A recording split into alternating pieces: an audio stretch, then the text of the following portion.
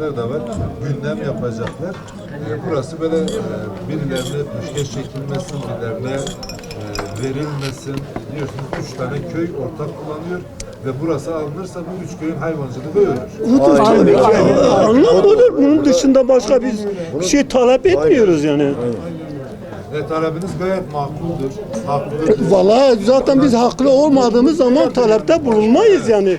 Devletin gücü var tabii ki, elimizdeki araziyi de alır istese. Evet. Ama biz diyoruz ki bu kadar vatandaşı mağdur etmesinler.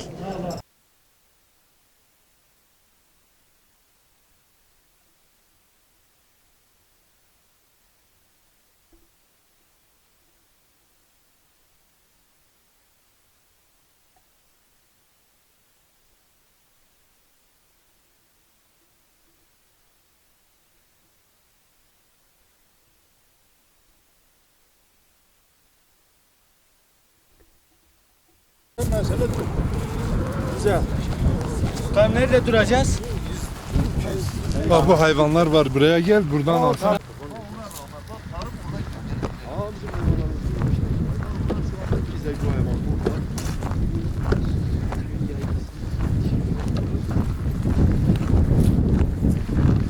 Bismillahirrahmanirrahim.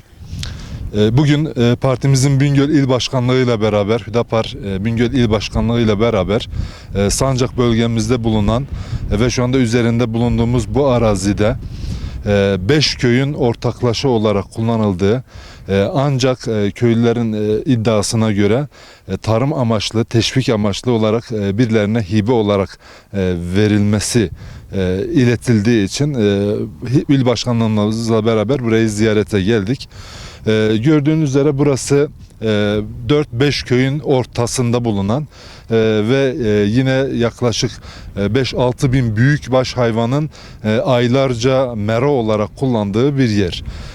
Bu köylülerin bu arazi haricinde kullanabilecekleri herhangi bir yer olmamasına rağmen burası özel bir müteşebbise yatırım amaçlı olarak verilmek isteniyor. İddiaya göre burası da yine bu müteşebbis tarafından hayvancılık alanında kullanılmak istenmekte. Ancak köylülerin de bizim de buna karşı çıkmamızın sebebi söz konusu bu yer haricinde köylünün hayvanını yayabileceği, otlatabileceği başka bir alanın olmaması. Burada bu bölgede tarımın olmadığı, sadece köylülerin hayvancılıkla geçindiği bir yer. Bu yerin kendilerinden alınması, şahıslara tahsis edilmesi durumunda hayvancılığı bitirmek zorunda kalacaklarını, hayvancılığı yapmayacaklarını ifade ettiler. Ki geldik, yerinde gördük ve bu taleplerinde gayet haklılar. Biz Hüdapar olarak bu işin takipçisi olacağız. Yatırımcıya da alternatif yerlerin sunulması teklifimizi sunacağız. Nihayetinde burası bu yatırımcı için olmazsa olmaz bir yer değil ama bu 5 köy için yaklaşık 4-5 bin nüfusluk köylüler için olmazsa olmaz bir yer. Burası olmadığı takdirde bu bölgenin hayvancılığı tamamen ölecek.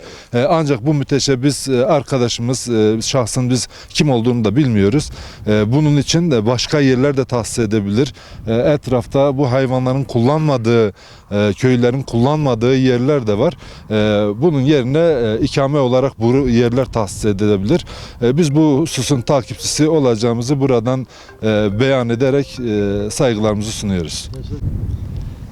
Ben başta size ve ekibinize, Sayın Bingöl Teşkilat Başkanımıza, Hüdapar Teşkilat Başkanımıza çok teşekkür ediyorum. Ben Sancak Hoşkar Mahallesi'nden Mehmet Barlatçeki. Benim yaşım 60. Ben yıllardır burada hayvancılık yapıyorum ve kendi ailemin geçim kaynağını sağlıyorum. Ama bu saatten sonra bu durum eğer şu özel kişiye burası tahsil edilirse biz gerçekten mağdur olacağız ve biz burada göç edeceğiz. Bizim aslında gidecek başka yerimiz de yok.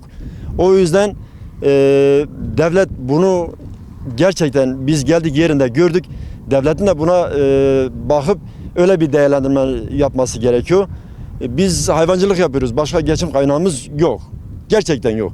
Şurada biz sadece Sancak merkez değil, 5 köy burada hayvancılık yapıyor ve bu otlatıyor. Onların da aynı mağduriyete olacağını sanıyorum. Biz size teşekkür ediyoruz. Ayağınıza sağlık, geldiğiniz için, bizi yalnız bırakmadığınız için teşekkür ediyorum. Saygılarımı sunuyorum.